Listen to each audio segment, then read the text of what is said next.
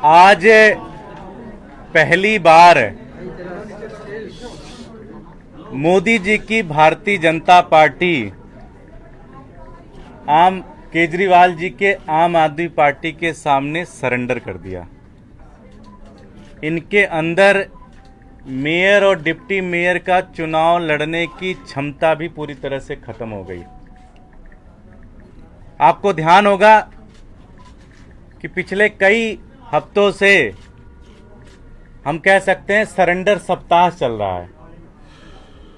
पीठासीन अधिकारी की नियुक्ति के ऊपर किस तरह से आज के 2 महीने पहले भारतीय जनता पार्टी ने संविधान को ताक पे रखा, सारे नियमों को ताक पे रखा और पूरी तरह से एक गुंडागर्दी कर रहे थे सदन के अंदर। लेकिन इस बार जब अरविंद केजरीवाल जी ने मुकेश गोयल जी का नाम पीठासीन अधिकारी के नाम पर भेजा तो वहां पर भी भारतीय जनता पार्टी और एलजी साहब ने सरेंडर कर दिया और इनका नाम अप्रूव कर दिया।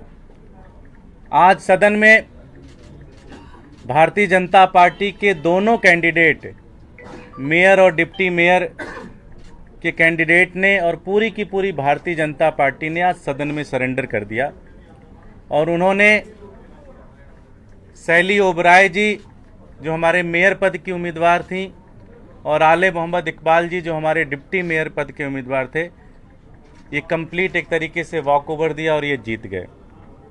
साथियों, कई सारी चीजें आपको जानना बड़ा जरूरी है। इस बार जब मेयर और डिप्टी मेयर का चुनाव हुआ तो भारतीय जनता पार्टी ने 18 तारीख को नॉमिनेशन किया और नॉमिनेशन के समय इन्होंने कहा कि भारतीय जनता पार्टी का मेयर बनेगा, भारतीय जनता पार्टी का डिप्टी मेयर बनेगा। इन्होंने हमारे सभी पार्षदों के ऊपर जोर जबरदस्ती, प्रलोभन, सब कुछ कोशिश किया। 10-10 करोड़ रुपए का ऑफर किया, 10-10 करोड़ रुपए का ऑफर किया कि किसी तरह से टूट जाए, किसी तरह से ये बिक जाए। सबसे दुर्भाग्यपूर्ण बात यह है कि भारतीय जनता पार्टी ने शायद दिल्ली के इतिहास में पहली बार, मैं बड़ी जिम्मेदारी के साथ ये कह रहा हूं, हमारे पार्षदों को तोड़ने के लिए दिल्ली पुलिस का सहारा लिया। दिल्ली पुलिस के कई सारे डीसीपी और एसीपी को लगाया गया कि हमारे पार्षदों को तोड़ा जाए। उनको बड़ा क्लियर तरीके से कहा गया कि 10 करोड़ रुपए ले ले, अमित शाह से तेरी मीटिंग कराएंगे और आम आदमी पार्टी छोड़ दो। ये पूरी मैं जिम्मेदारी के साथ ही आपको बात कह रहा हूं, जो कि मुझे लगता है लोकतंत्र में इससे ज्यादा गिरी हुई हरकत कोई नहीं कर सकता। जब दिल्ली पुलिस का सहारा लेकर भी हमारे पार्षदों को तोड़ने की कोशिश की गई। आज जब ये लोग हाउस में आए तो इनको पता था कि इनके पास नंबर नहीं है और शायद संभावना ये भी थी कि भारतीय जनता पार्टी के कई सारे ऐसे पार्षद जो लोकतंत्र में भरोसा रखते हैं, जो इस तरह की गुंडागर्दी के खिलाफ थे, हो सकता था कि वो भी आज आम आदमी पार्टी के पक्ष में वोट डालते। इस बेइज्जती से बचने के लिए, इस कंप्लीट हार से बचने के लिए आज भारतीय जनता पार्टी ने आम आदमी पार्टी के सामने कंप्लीट सरेंडर कर दिया। ये आम आदमी पार्टी की जीत है, आम आदमी पार्टी के एक एक कार्यकर्ता की जीत है, एक एक पार्षद की जीत है और सबसे ज़्यादा आम आदमी पार्टी के नेता अरविंद केजरीवाल जी की जीत है और उनके जो मूल्य हैं और जिस पॉलिसी के ऊपर वो सरकार को चला रहे हैं और जिसके कारण पूरे देश के अंदर एक उम्मीद बनी है, उसकी जीत है। मैं शैली ओबराय जी जो कि मेयर चुनी गई हैं, इनका ढेर सारी इनको शुभकामनाएं दूंगा पार्टी की तरफ से, सभी पार्षदों की तरफ से, हमारे एक एक कार्यकर्ता की तरफ से। हमारे आले जी हैं, इनका भी मैं ढेर सारा धन्यवाद करूंगा, बधाई दूंगा एक एक कार्यकर्ता से, एक एक पार्षद के माध्यम से। और एक ही चीज़ कहना चाहूँगा कि आम आदमी पार्टी करोड़ों लोगों की उम्मीद से निकल के पार्टी बन के आई है। आज एक कार्यकर्ता के रूप में आपको ये हैसियत, ये जिम्मेदारी मिली है, आप उसे ईमानदारी से निभाएं, जनता की सेवा करें। एक उम्मीदों का ताज आपको दिया गया है, उसको आप पहनकर इस चीज़ को पूरी तरह से फॉलो करें। मुकेश गोयल जी को भी मैं बधाई दूंगा, नेता सदन हैं, आज इन्हें पीठासीन अधिकारी के रूप में भी भूमिका मिली। इनके ऊपर भी एक बड़ी जिम्मेदारी है म्युनिसिपल काउंसिल दिल्ली का चलाने की। बड़ी उम्मीद से लोगों ने वोट दिया है कि साफ सफाई होंगी, उनके पार्क ठीक होंगे, तीनों कूड़े के पहाड़ साफ होंगे। मैं अपने दोनों साथियों को, अपने तीनों साथियों को ढेर सारी शुभकामनाएं दूंगा और बधाई दूंगा। और मैं एक कार्यकर्ता को भी बधाई दूंगा कि उन्होंने भारतीय जनता पार्टी को नाको चने चलवा दिए और भारतीय जनता पार्टी को ऐसा मजबूर कर दिया कि आज के चुनाव में वो कंप्लीट सरेंडर कर दें। मोदी जी की भाजपा ने केजरीवाल जी की आम आदमी पार्टी के सामने कंप्लीट सरेंडर कर दिया। मैं हमारी नव निर्वाचित मेयर शैली ओबराय जी से कहूँगा कि वो 2 शब्द कहें, आले जी से कहूँगा और मुकेश गोयल जी से कहूँगा 2 शब्द कहें।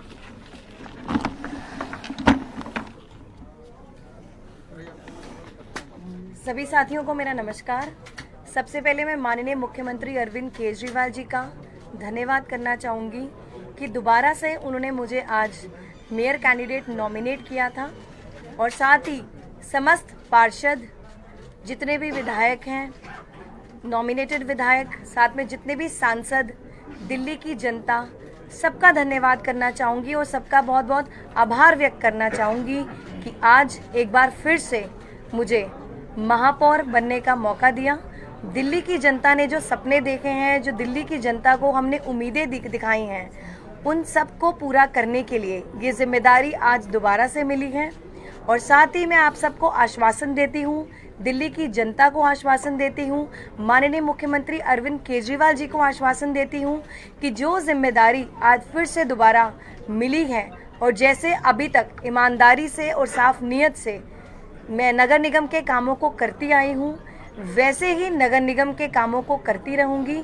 साथ ही जो सपने हैं दिल्ली की जनता के, अच्छे स्कूल के, अच्छे अस्पताल के, अच्छी सड़कों के, अच्छे पार्क के, कर्मचारियों के जो भी मुद्दे हैं, उनकी तनख्वाह को लेकर, उनको रेगुलराइज करने को लेकर, उन सब मुद्दों पर हम ईमानदारी से माननीय मुख्यमंत्री अरविंद केजरीवाल जी की जो विजन है उस पर हम पूरी निष्ठा से और ईमानदारी से हम सब मिलकर काम करेंगे और राजनीति से ऊपर उठकर निष्पक्ष तरीके से मैं आपको ये भी आश्वासन देती हूँ कि सदन को चलाएंगे, संवैधानिक रूप से हम सदन को चलाएंगे। और एक बार फिर से बहुत बहुत आप सबका आभार।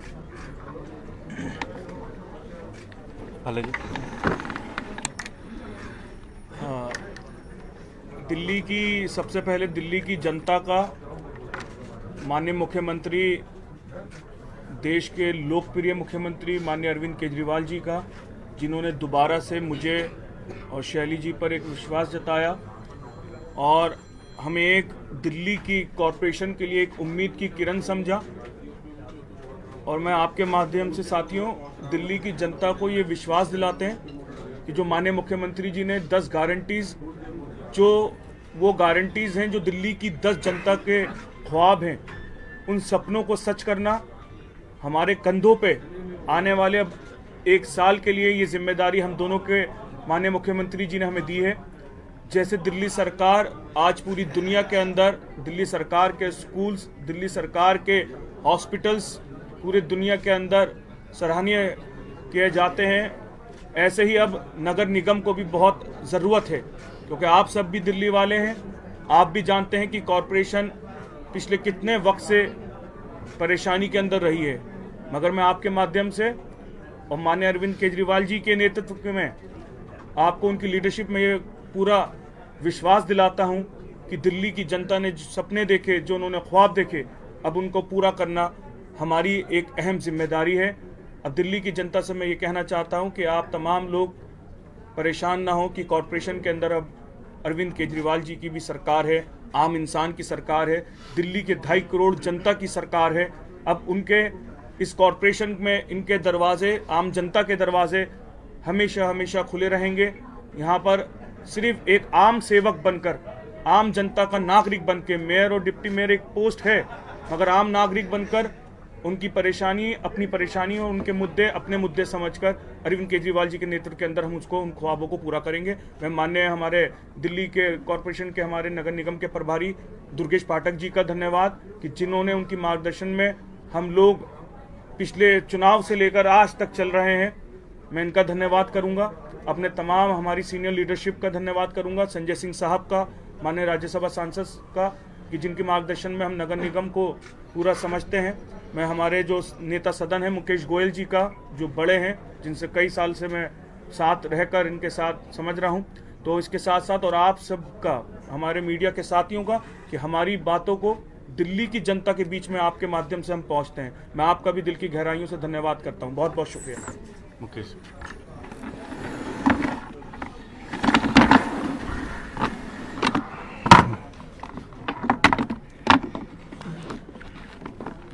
मैं दिल्ली के लोकप्रिय मुख्यमंत्री श्री अरविंद केजरीवाल जी का बहुत बहुत धन्यवाद करता हूं कि उन्होंने मुझे आज पीठासीन अधिकारी के रूप में मेरे नाम की सिफारिश की और गवर्नर साहब को मुख्यमंत्री जी की सिफारिश को मानना पड़ा और मुझे पीठासीन अधिकारी बनाया। साथ ही साथ शैली ओबराय जी को और आलिया मोहम्मद जी को दोबारा महापौर और उप महापौर के पद पे अपनी पार्टी का प्रत्याशी बनाया। और आज सदन के अंदर जिस प्रकार से भारतीय जनता पार्टी को अपने कैंडिडेटों को नाम वापस दिलवाना पड़ा, उनकी मजबूरी थी, क्योंकि उन्हें पता था कि हमारी पार्टी के ही बहुत से पार्षद इधर उधर हो रहे हैं, जिसकी वजह से यदि संख्या बल के अंदर होते तो उनकी संख्या बल जितनी थी उससे भी और नीचे आती। इसलिए उन्होंने नामांकन पत्र वापस लिया, लेकिन फिर भी हम उसका स्वागत करते हैं और साथ ही साथ आशा करते हैं कि आगे भी भारतीय जनता पार्टी के लोग, उनके पार्षद दिल्ली की जनता की समस्याओं को समझते हुए, हम सब लोग दिल्ली की जनता की समस्याओं को सुलझाने के लिए यहाँ पर आए हैं।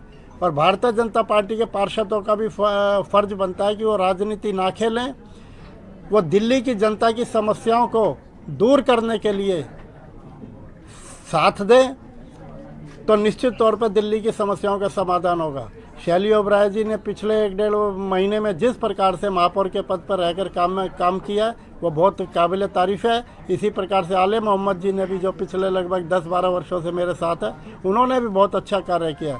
और इसके पीछे हमारे जो राष्ट्रीय हमारा जो नेतृत्व है, उसके अंदर चाहे केजरीवाल साहब हों, मैं संजय सिंह जी का भी बहुत बहुत धन्यवाद करूंगा कि उनका मार्गदर्शन हमें मिलता रहता है। और सबसे ज़्यादा जो मार्गदर्शन हमें मिलता है, 24 घंटे हमारे बीच में रहते हैं हमारे दिल्ली के प्रभारी भाई दुर्गेश पाठक जी, जो 24 घंटे दिल्ली की समस्याओं के लिए, दिल्ली नगर निगम की समस्याओं के लिए, हमारे पार्षदों की और दिल्ली की जनता की समस्याओं के लिए 24 घंटे हमारे बीच में रहते हैं। मैं उनका भी बहुत विशेष तौर पे मैं उनका आभार व्यक्त करूंगा कि उनके नेतृत्व के अंदर आज ये निर्विरोध चुनाव हुआ और हमारे महापौर और उप महापौर जीत के आई। और मैं आशा करता हूँ कि दिल्ली सरकार के साथ मिलकर दिल्ली नगर निगम दिल्ली के लोगों की समस्याओं का समाधान करेगी और दिल्ली को एक साफ सुथरा और स्वच्छ प्रशासन देने का पूरा जो हमारा वायदा है वो वायदे को निभाएगी और दिल्ली की जनता को उनकी समस्याओं से समाधान मिलेगा। मैं पुनः अपने प्रदेश नेतृत्व का, अपने राष्ट्रीय नेतृत्व का, अपने प्रभारी जी का बहुत बहुत धन्यवाद करता हूँ। साथ ही साथ शैली ओबराय जी को महापौर के पद पर चुने जाने पर, आलिया मोहम्मद जी को उप महापौर के पद पर चुने जाने पर बहुत बहुत हार्दिक बधाई देता हूं और आप सभी लोगों को भी, मीडिया के साथियों का भी बहुत बहुत धन्यवाद करता हूं कि जिस प्रकार से आप हमारा पक्ष रखते हैं, उससे ही आप लोगों की ताकत से भी हमें ताकत मिलती है और ये लड़ाई जो आज हमने जीती है, ये आप लोगों के सहयोग के दम पे जीती है। धन्यवाद। कोई प्रश्न है?